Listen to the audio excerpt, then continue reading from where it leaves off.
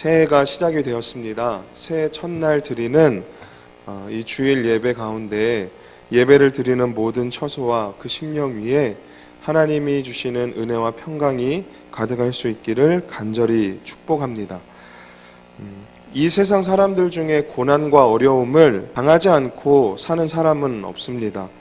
작년만 해도 코로나로 인해서 전 세계가 고난과 어려움을 당했습니다. 현재도 여전히 그 어려움은 진행 중에 있습니다. 이러한 고난은 우리가 원해서 주어진 것이 아닙니다. 고난은 우리의 의사와는 상관없이 항상 우리 주변에 머물러 있습니다. 피할 수 없다라는 것입니다. 그렇다면 이 고난이라고 하는 것이 항상 우리 곁에 찾아오는 이유는 무엇일까요? 고난이 피할 수 없는 것이라면 고난이 찾아올 때 우리는 어떻게 반응해야 하는 것일까요? 본문의 말씀은 우리에게 이 질문에 대한 답을 전해주고 있습니다.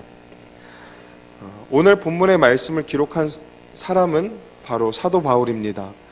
바울 사도 역시 셀 수 없는 참 많은 고난을 당했던 사람이었습니다.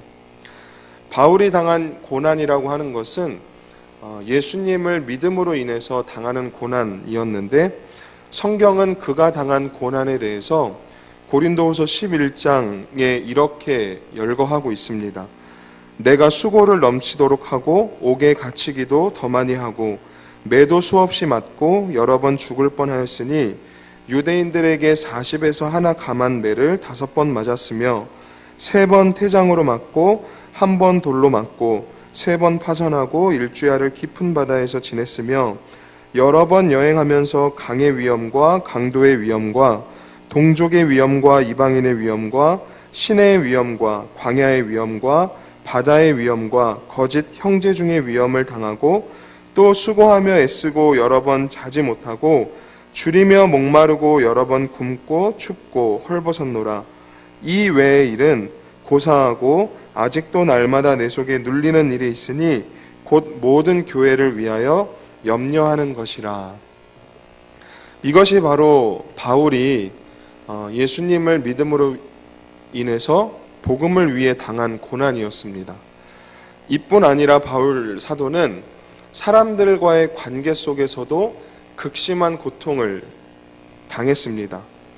고린도 교회는 잘 아시는 대로 바울이 눈물로 세운 교회입니다. 그만큼 고린도 교회 성도들에 대한 애정이 남달랐습니다. 자식처럼 사랑했다라는 것입니다. 바울에게 가르침을 받고 좋은 관계를 이어가는 사람들이 있었지만 그렇지 못한 사람들도 고린도 교회 안에 있었습니다. 그들은 바울에 대한 애정을 갖지 않았습니다. 오히려 바울에 대한 비판과 비난을 멈추지 않았습니다. 특히 바울과 동족인 유대인 성도들이 그랬습니다. 자신들에게 복음을 가르쳐 주었고 자신들을 구원의 길로 인도해 준 바울에 대해서 그는 가짜 복음을 전하는 사람이며 성도들을 농락하고 착취하는 사기꾼이라 말하며 모함했습니다. 이로 인해서 교회가 흔들린 적이 있었고 성도들이 바울을 비겁한 거짓말쟁이로 오해한 적도 있었습니다. 이처럼 많은 고난을 당한 이 바울은 오늘 본문에서 자신이 당한 그 고난의 깊이가 어느 정도였는지에 대해서도 말씀하고 있습니다. 오늘 본문 8절에서 9절을 보시면 형제들아 우리가 아시아에서 당한 환난을 너희가 모르기를 원하지 아니하노니 힘에 겹도록 심한 고난을 당하여 살 소망까지 끊어지고 우리는 우리 자신이 사형 선고를 받은 줄 알았으니 라고 말하고 있습니다. 힘에 겹도록 심한 고난을 당했다. 그로 인해서 살 소망까지 끊어졌다. 그리고 마치 사형 선고를 받고 죽음을 기다리는 사형수의 심정과도 같았다.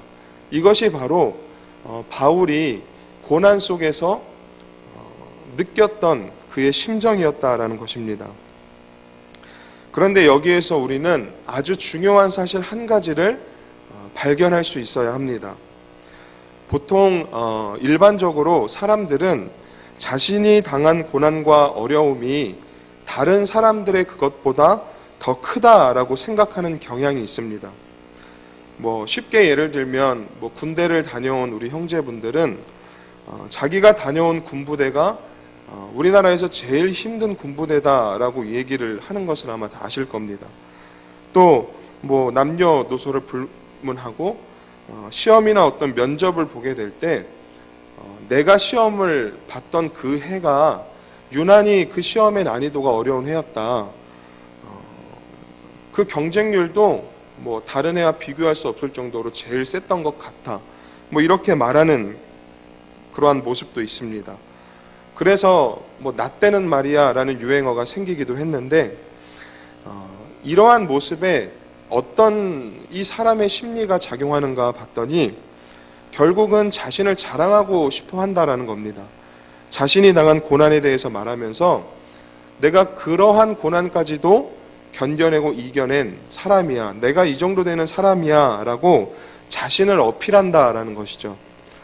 그렇다면 바울 사도도 자신을 자랑하고 싶은, 자신을 어필하고 싶은 어떤 그런 의도를 가지고 지금 자신이 당한 고난에 대해서 이야기하고 있는 것일까요? 아니라는 것입니다. 바울은 분명하게 다른 의도를 가지고 자신이 당한 고난에 대해서 이야기하고 있다는 것입니다. 오늘 본문 9절 말씀에 보시면 그 바울이 가졌던 의도에 대해서 이렇게 이야기하고 있습니다. 이는 우리로 자기를 의지하지 말고 오직 죽은 자를 다시 살리시는 하나님만 의지하게 하심이라. 바울이 자신이 당한 고난에 대해서 이야기하면서 결론적으로 바울은 하나님에 대해서 이야기하고 있습니다. 살 소망이 끊어지고 사형 선고를 받은 것과 같은 극심한 고난의 상황 속에서 자기를 살려주신, 자기를 지켜주신 그 위로의 하나님을 고백하고 있는 것입니다. 결국 바울의 초점은 자신이 당한 고난도 아니고 그 고난 속에 놓여진 자신도 아니었습니다. 오로지 고난 속에서 위로를 주시는 하나님께 자신의 모든 초점을 맞추고 있었다라는 것입니다. 이처럼 바울은 고난을 당할 때마다 위로의 하나님을 바라보았습니다. 오늘 본문 말씀을 보시면 그 위로의 하나님에 대해서 바울은 이렇게 고백하고 있습니다. 3절 보시면 찬송하리로다 그는 우리 주 예수 그리스도의 하나님이시요 자비의 아버지시요 모든 위로의 하나님이시며 우리의 모든 환난 중에서 우리를 위로하사 우리로 하여금 하나님께 받은 위로로서 모든 환난 중에 있는 자들을 능히 위로하게 하시는 이시로다. 바울이 바라보았던 위로의 하나님은 어떤 분이셨나요? 그는 우리 주 예수 그리스도의 아버지십니다. 모든 고난받는 자들을 긍휼히 여기시는 자비의 아버지이십니다. 그래서 고난 중에 있는 저와 여러분을 절대로 모른 척하지 않으신다라는 겁니다. 모든 환난 가운데에서 저와 여러분들을 위로하시는 분이 하나님이시다라는 겁니다. 여기에서 위로하다라고 번역된 그 헬라어는 파라클레오라는 단어인데 이 단어는 곁에서 불러서 다독거린다라는 의미를 가지고 있습니다. 그러니까 예수님을 위해서 고난을 당하는 자는 하나님께서 직접 곁으로 부르셔서 마음을 다독이시며 위로해 주신다라는 것입니다. 모든 환난 중에서 그렇게 위로를 해 주신다라는 겁니다. 이사야 선지자는 이러한 하나님의 위로하심에 대해서 어머니가 자식을 위로함 같이 우리를 위로해 주신다라고 설명하기도 했습니다. 이처럼 하나님께서는 우리를 모든 환난으로부터 위로하시되 곁으로 불러서 다독이시며 어머니가 자식을 위로하듯 그렇게 따뜻하고 친밀하게 우리를 위로해 주십니다. 그렇다면 하나님은 어떻게 저와 여러분들을 구체적으로 위로해 주실까요? 어떻게 우리로 하여금 하나님의 그러한 따뜻한 친밀하신 위로하심을 실제적으로 경험하도록 우리를 인도해 주실까요? 이에 대해서는 오늘 5절에서 말씀하고 있습니다. 5절에 보시면 그리스도의 고난이 우리에게 넘치는 것 같이 우리가 받는 위로도 그리스도로 말미암아 넘치는도다. 여기에 우리가 받는 위로도 그리스도로 말미암아 넘치는도다라고 바울은 고백하고 있습니다. 어떤 말씀인가요? 하나님께서 저와 여러분들을 모든 환난으로부터 위로하시되 예수님을 통해서 그 하나님의 위로하심을 분명하게 경험하게 하신다라는 겁니다. 그래서 히브리서 기자는 이렇게 말씀합니다. 히브리서 2장 18절에 보시면 그가 시험을 받아 고난을 당하셨은즉 시험 받는 자들을 능히 도우실 수 있느니라. 하나님의 아들이신 예수님은 죄와 사망 아래 놓여있던 우리를 위해서 스스로 육체를 입으시고 십자가 고난을 당하셨습니다. 고난에 관한 모든 것을 경험하셨습니다. 무엇보다 가장 큰 고난인 죽음을 이기시고 다시 사셨습니다. 때문에 우리가 당하는 모든 고난과 그 고난의 상황 속에서 어떻게 우리를 위로하실 수 있는지에 대해서 너무나 잘 알고 계십니다. 그리고 무엇보다 6절의 말씀처럼 우리로 하여금 그 고난을 견디게 하신다라는 것입니다. 이처럼 하나님은 예수님을 통해서 고난 중에 있는 우리를 위로하십니다. 능히 위로하십니다. 그래서 고난의 상황이 주어질 때 예수님 앞에 나아가시기 바랍니다. 예수님의 말씀을 묵상하시고 예수님의 이름으로 기도하실 때 하나님이 주시는 그 따뜻한 위로를 넉넉하게 경험하시는 저와 여러분 모두의 삶이 될 수 있기를 주님의 이름으로 간절히 축복해 드립니다. 마지막으로 바울 사도는 하나님께서 우리에게 고난을 주시는 이유에 대해서도 설명을 하고 있습니다. 아까도 읽었지만 9절 말씀해 보시면 이는 우리로 자기를 의지하지 말고 오직 죽은 자를 다시 살리시는 하나님만 의지하게 하심이라 라고 말씀합니다. 하나님께서 바울을 절망의 순간까지 몰고 가신 이유는 바울이 고난을 통해서 자기 자신을 의지하지 않고 오직 하나님만 의지하도록 만드시기 위함이었다라고 고백하고 있는 것입니다. 이처럼 고난의 본질은 하나님만 의지하게 하는 데 있습니다. 이 고난이라는 말은 원어를 살펴보면 도미키온이라는 단어인데 이 단어는 키질을 하다라는 의미를 갖습니다. 키질이 무엇인가요? 알곡과 쭉정이를 골라내는 작업을 말합니다. 그래서 주로 이 농부들이 알곡과 쭉정이를 골라내기 위해서 도리케라는 이 농기구를 사용해서 이 과정을 이제 거치는데, 그러니까 알맹이를 골라내기 위해서 이 도리깨로 곡식을 내리치는 그러한 행위를 바로 고난이라고 하는 것입니다. 그래서 그 고난이 가해지면 그 곡식에 있는 껍데기, 쭉정이들은 다 제거가 되고 이제 알곡만 남게 된다라는 것입니다. 하나님께서 우리에게 고난을 주시는 이유도 여기에 있다라는 겁니다. 하나님은 고난을 통해서 진짜를 구별해 내십니다. 우리의 믿음이 진짜 믿음이 되도록 단련시키십니다. 믿음을 방해하는 모든 불필요한 쭉정이들과 껍데기들을 날려버리십니다. 알맹이 믿음만 남게 하셔서 죽은 자를 다시 살리시는 하나님만 온전히 의지하며 살도록 만드신다라는 것입니다. 그래서 가장 대표적인 예로 욥이라고 하는 사람을 생각해 보십시오. 그는 하루아침에 사랑하는 자식들을 잃었습니다. 재산도 다 잃었고 그리고 건강까지도 잃었습니다.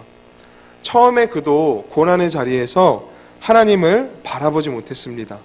고난을 주시는 하나님의 뜻과 마음을 온전히 이해하지 못했습니다. 하지만 그가 고난에서 눈을 돌려서 고난을 주시는 그 하나님을 바라보았을 때 그가 했던 고백이 무엇이었나요? 욥기 23장 10절 말씀입니다.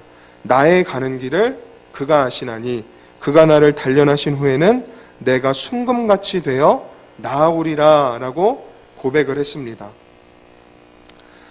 하나님은 살 소망까지 끊어진 사망 선고를 받은 것과 같은 그러한 고난의 자리에서 우리에게 위로를 주시고 우리 안에 새로운 소망을 불러일으키시는 하나님이십니다.